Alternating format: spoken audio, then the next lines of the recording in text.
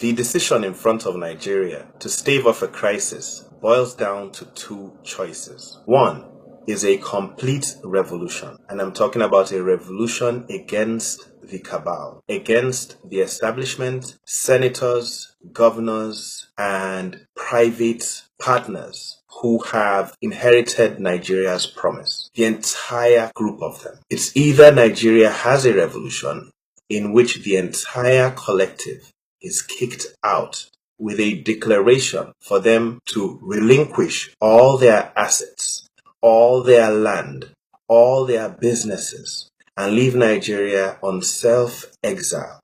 And this includes the National Assembly. This includes all the cabal, north, south, east, west, who have been partakers directly and indirectly in looting Nigeria's promise. These are the people the youth are against. These are the people that are behind the current wave of discontent, frustration, and ethnic fractionation and anger in Nigeria. So it's either a complete revolution gets rid of the entire establishment, Nigeria PLC and all its partners, or the second choice Nigeria has to make, and make urgently, is the restoration of true federalism, dividing Nigeria into regions, and then these regions can decide how they deal with their cabal within their territory and how they restore hope and opportunity. The message people like Nnamdi Kanu are selling is quite straightforward. Nigeria's promise has been looted. The people are suffering. There is no tap water. Tap water we still don't have. Refineries do not work. Each government comes and says they want to sell the refineries. Why do they want to sell the refineries? Because the cabal want to buy them. As simple as that. Nothing works in Nigeria. And the reason why nothing works is because certain people hold on to all the promise.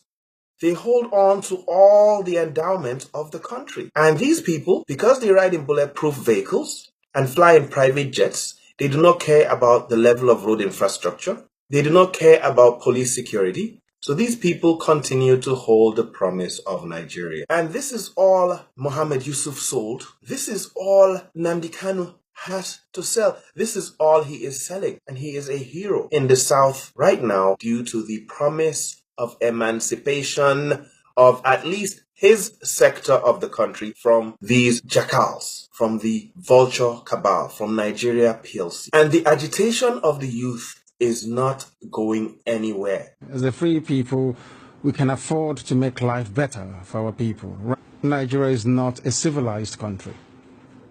People behave like animals. They are not reasonable enough. They are not disciplined enough. They are not mentally developed enough to run a transparent civil society.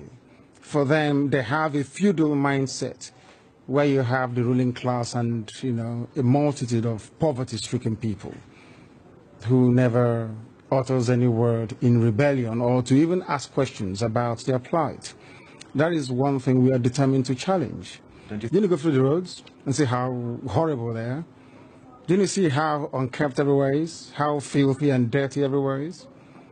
That is the product of a Nigerian system that is uniquely backwards, even by the very third world standards of Black Africa. That's the fact, and people must face up to it. How come you hear about all those uprisings in the north where southern Christians are being slaughtered and nothing gets done about it? Are you telling me that that is normal?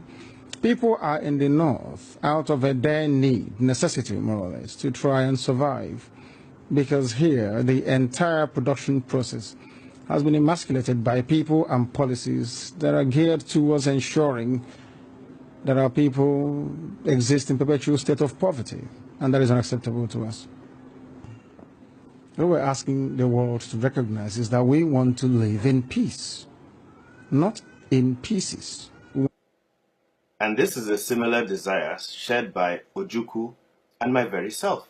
There is no reason for us to continue to carry last.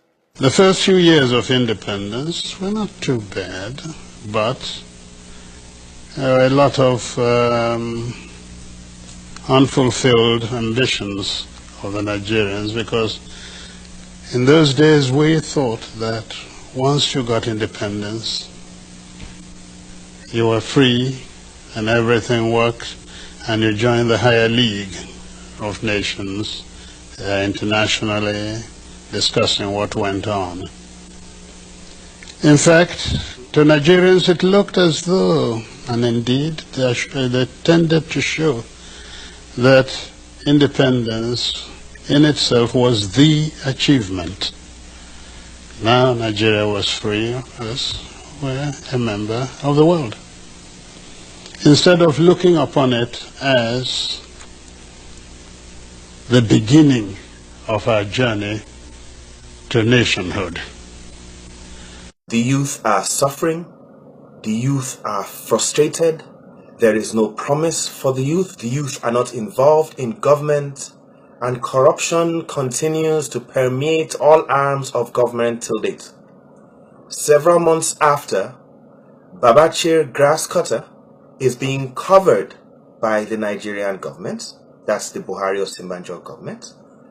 43 million stash in Ikoyi is being covered by the Nigerian government.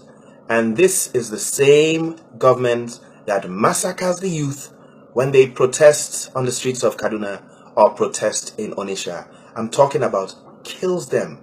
They are no longer alive. No apology. They've been secretly buried, as we see in media reports in Zaria. The youth have been secretly buried, as we see in reports in Onitsha.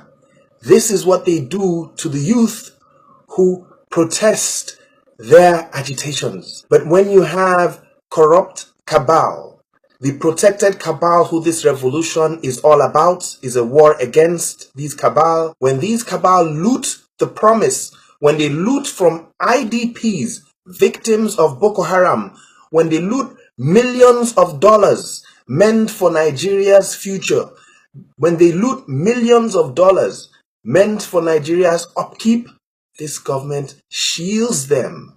Months and years later, Halliburton scandal, Atiku Abubakar shielded. Halliburton scandal, Obasanjo shielded. This is the crux of the problem. And this is what Nigerian youth have decided they shall have no more of. The cabal are afraid. They see it coming. Babangida has called for restoration of regionalism. All groups, politicians are beginning to join us in calling for it, because that is one of the only options Nigeria has on the table. It's two options, and it's time people think about these options and choose which one favors them more. Either the entire establishment of corrupt politicians and cabal relinquish everything they have amassed and set out of Nigeria on self-exile, or true federalism is restored. And the premier of each region can decide how they want to advance their region and how they want to tolerate their cabal within each region, and the regions can compete with each other towards progress and fulfillment of the promise that a nation should guarantee its citizens. It's time we make a choice. If we do not make a choice, the final option might not be so tasty. This is Dr. Perry Bremer. Follow the revolution. Join me on advancednigerian.com. Follow me on Twitter @EveryNigerian.